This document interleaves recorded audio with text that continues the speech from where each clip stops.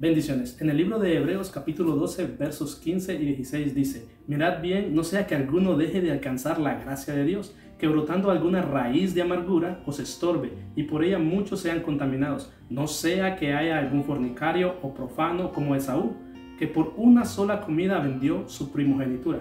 En el primer párrafo del verso 15 se nos insta a que nadie deje de alcanzar la gracia de Dios, es decir, que todos entiendan lo que es la gracia de Dios. En otras palabras, que no es por todo lo que hagamos nosotros o por méritos propios que vamos a alcanzar ese perdón de Dios, sino porque Él quiso darnos ese perdón. Efesios 2, 8 al 10 dice: Porque por gracia sois salvos por medio de la fe, y esto no de vosotros, pues es don de Dios, no por obras, para que nadie se gloríe, porque somos hechura suya, creados en Cristo Jesús para buenas obras, las cuales Dios preparó de antemano para que anduviésemos en ellas. En el siguiente párrafo del verso 15 de Hebreos se nos habla que si dejamos de entender esta gracia de Dios, puede que empiece a brotar en nosotros una raíz de amargura y sea un estorbo para alcanzar y o entender la gracia de Dios. Todo árbol tiene raíces, pues estas son las que lo alimentan. Estas raíces son encargadas de extraer nutrientes y agua para alimentar el árbol, para el propio crecimiento del árbol. Pero si estas raíces absorben químicos o veneno, todo el árbol se va a envenenar, y aunque tenga frutos, esos frutos no van a poder ser comestibles, pues están llenos de muerte. Quiero volver a repetir esto: es necesario entender lo que es la gracia de Dios, porque si no la entendemos puede que miremos de menos este tan grande regalo que Dios nos ha dado a nosotros.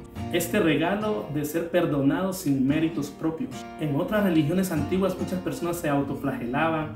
Unos ofrecían a sus hijas vírgenes o lo mejor de sus hijos, lo mejor de sus ganados. Otros ofrecían a su primer hijo para quemarlo, para pasarlo por fuego, para matarlo, en ofrenda a esos dioses que ellos veneraban, para tener algún beneficio de esos dioses. Pero con el Dios verdadero solo tenemos que creer en Jesús, nuestro Señor, que entregó su vida por nuestros pecados para que nosotros con su muerte y su resurrección vivamos. Isaac tuvo dos hijos, uno era Esaú y uno era Jacob. Ambos eran gemelos, pero Esaú nació primero, por lo cual él fue llamado el primogénito de Isaac. Y Esaú, sin hacer nada, sin ningún esfuerzo, él fue el primogénito, es decir, que él era el heredero de todo lo que tenía Isaac. Pero quizás porque tuvo alguna raíz de amargura en su vida, menospreció ese gran regalo que tenía de ser el primogénito y lo puso de menos, que por solo una sopa vendió esa primogenitura a Jacob.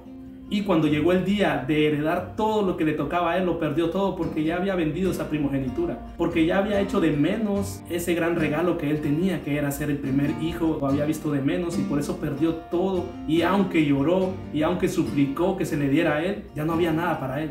Y esto es por haberlo visto de menos, por no haber entendido ese gran regalo que tenía sin ningún esfuerzo, que era el ser primogénito. Es necesario examinarnos día con día a nosotros mismos para evitar que brote algún tipo de raíz de amargura en nosotros, es decir, crítica, orgullo, celos, contiendas. Solo nosotros sabemos lo que cargamos. Es fácil criticar a una persona por lo que falla, si se equivocó en algo. Es fácil, es lo más fácil de la vida, criticarlos y ver esos errores.